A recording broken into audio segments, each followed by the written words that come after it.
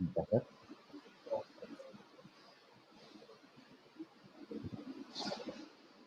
Good morning, all. It's a great technical day for us. I welcome you all to the International Conference on Recent Development in Science, Engineering, and Technology. I, I welcome you to the keynote address of Dr. G.R. Kanagachidambaresan. I welcome you, sir.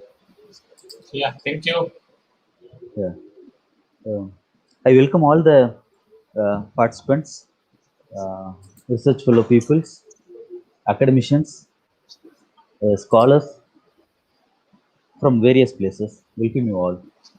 On behalf of Central College of Engineering and Technology, Department of Triple E, and on my own behalf, I welcome you all once again.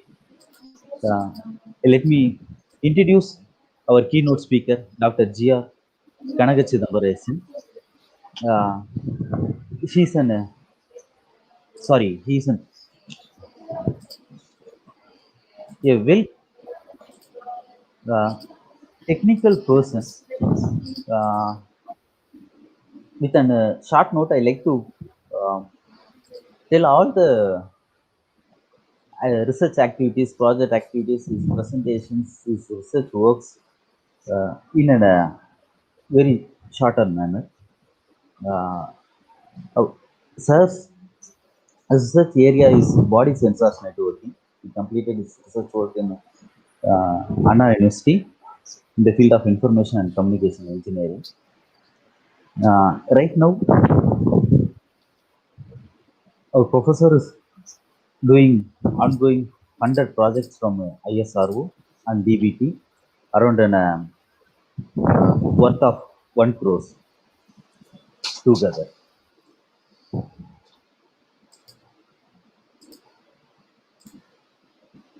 Professor is editor-in-chief for Next Generation Computation and Communication Engineering series in William.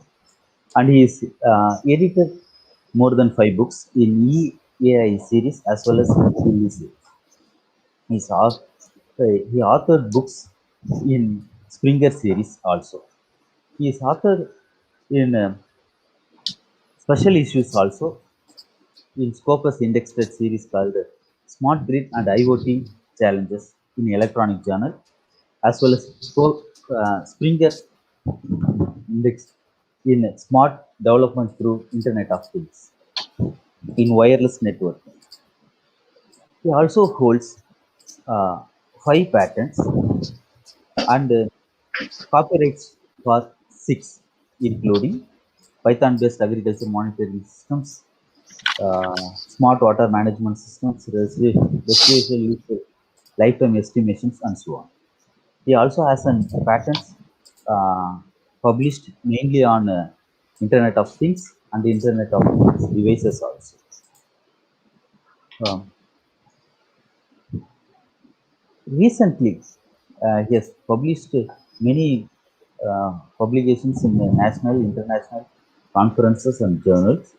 His publications consist of more than 40. The impact, if you see the impact factor of all the publications, it will be in a higher rate. We are talking about he also authored books in terms of chapter wise also. A scope of index book chapter called Trustworthy Architecture for Wireless Body Sensor Networking, and also uh, in Springer Innovations in Communication and Computing. Our keynote speaker is not only an academician; he is also very keen in development of an IoT devices. He is well known for his uh, device development also in terms of hardware. More than 12 devices are, are designed and developed by our professor. Uh, the devices are mostly for the usefulness and the betterment of the environmental basis skills. He is expertised in smart environmental development and in math modeling. He is most expertised in hardware design also. Uh, by this, I conclude myself. I request Professor to start the keynote. Yeah, thanks to St. Anne's College of Engineering and Technology, and special thanks to the organizing committee and principal, HOD, and all the people who stand behind this screen and work a lot on this event. So I would like to first thank the technology for bringing us all in a single screen. Like after the pandemic, all of us have been meeting in with Google Meet and Zoom-based meeting. So sincere thanks to technology. So, what is a keynote address I have planned to talk before you is on sustainable development goals and interdisciplinary research. Like in 2017, United Nations has launched more than 17 goals. I think 17 sustainable development goals have been launched. And government of India is mostly towards working on with the sustainable development goals. Like they are also giving funded projects. And all the funded projects, what I'm presently ongoing is based on sustainable development goals. So if you plan any FDP or something from sustainable development goals, within sustainable development goals, it is easy for you to get things. So what I encourage to the students and the fellow faculty members is that you want to plan all your um, projects and other curriculum, revise your curriculum and plan extra credit courses on sustainable development. So this sustainable development will aid the technology towards an poverty-less country as well as towards non-renewable, to rely on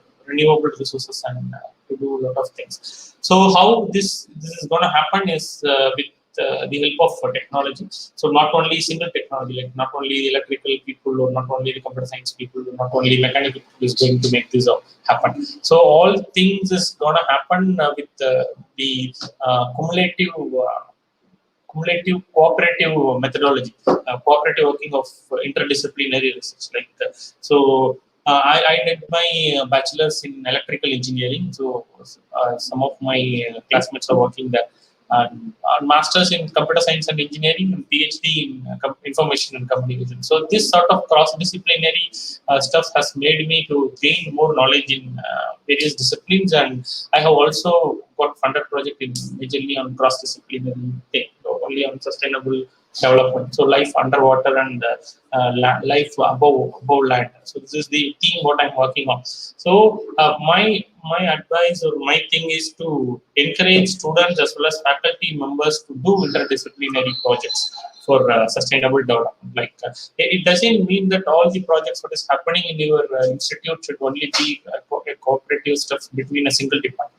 Like only 3 electrical students should do a project on solar things or other renewable resource based projects. So what I suggest to my viewers right now is like if you combine mechanical people, computer science people, and electrical people all together in a single project, so that it becomes a saleable product.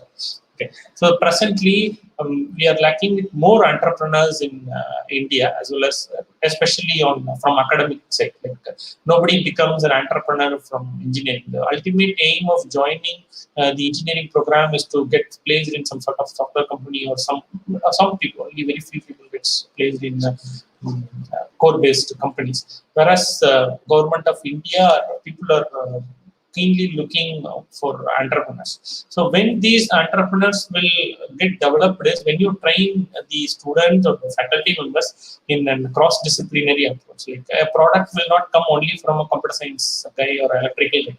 In order to make a product, you want people from MBA, you want people from computer science, you want people from electrical engineering, you want designs from mechanical engineering, and a lot of a lot of work has to be done from managerial people in order to make a product, a software, a great success. Okay, so these curriculums and other things should be revamped based on the sustainable development goals. I have seen some of the foreign countries, they start a new theme for every year, and they revamp their syllabus based on the thing. Like in in Germany and Europe countries, what they do is they start their academic year with a perfect statement and vision. Like this year would be sustainable development year.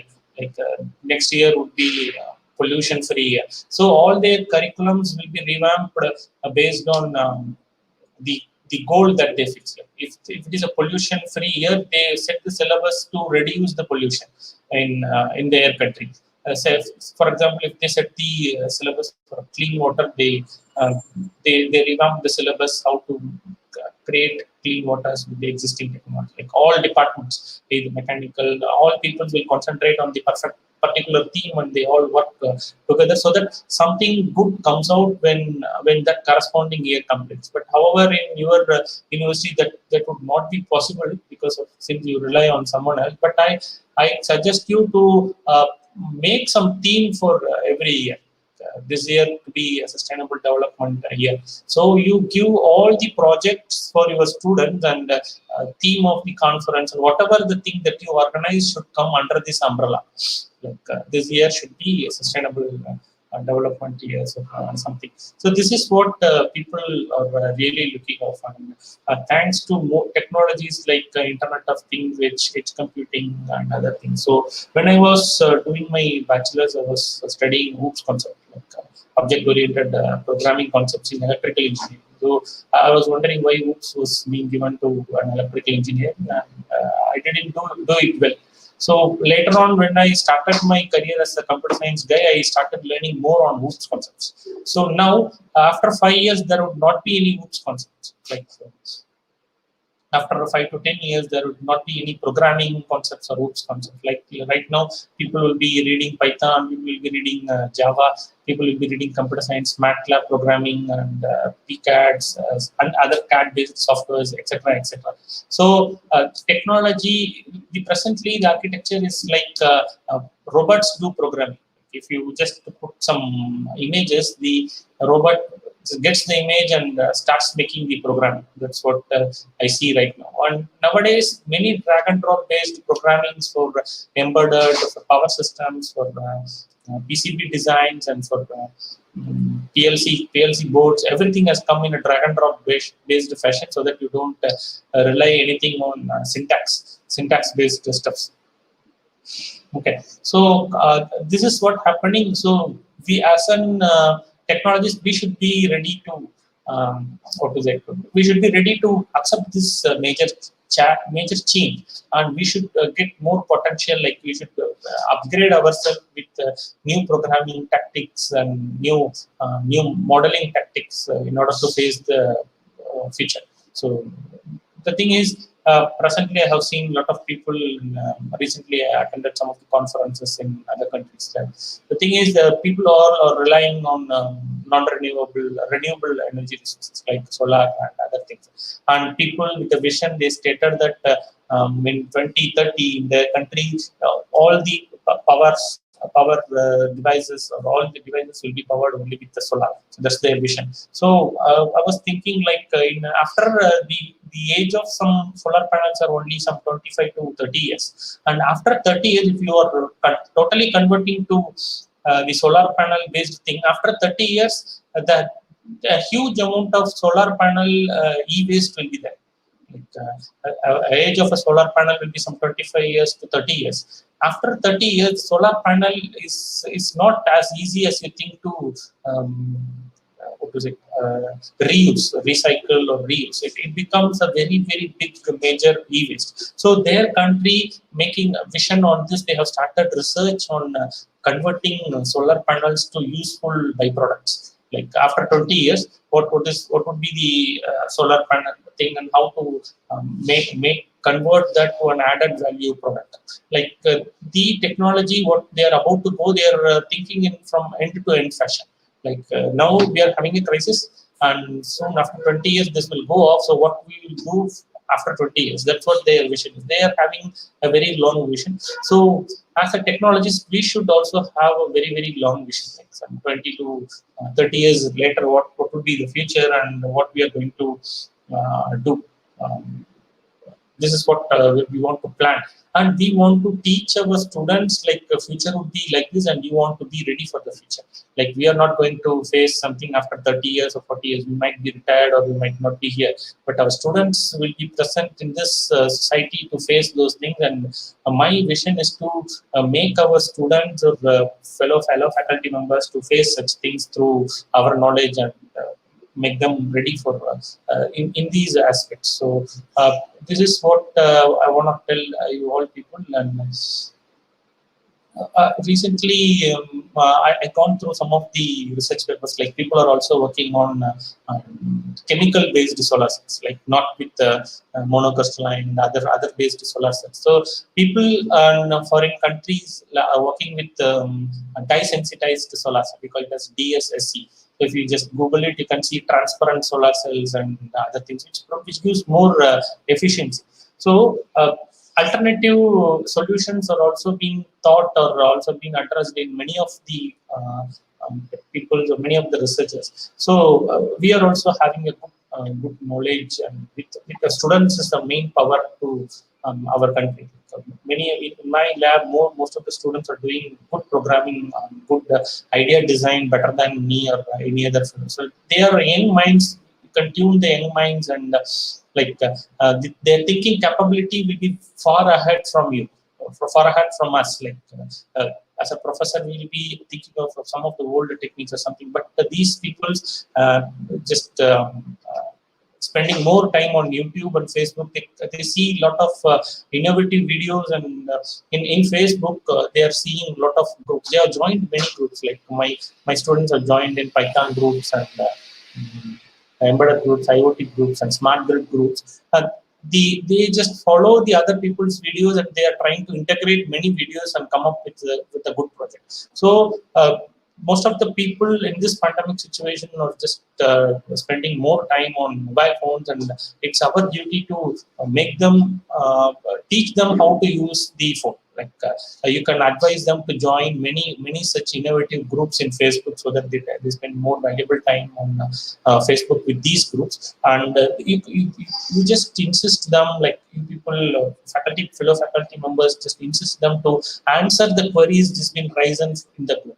Like if you just join some of the innovative groups, they used to post some problems or other things. Like you can also share your ideas. If your idea is good, they will partnering with you. Like other country students or other country faculty members will be joining you, and you can give them solution, and together you can come up with some product or a paper. So this is all about my inaugural the keynote address, and I hope this conference will be a great success to you all.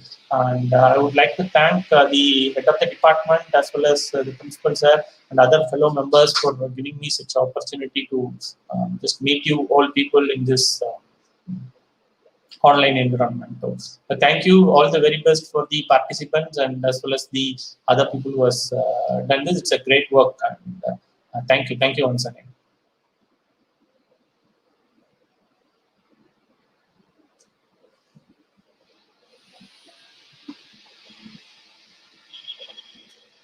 Hello, I think your mic is muted, sir.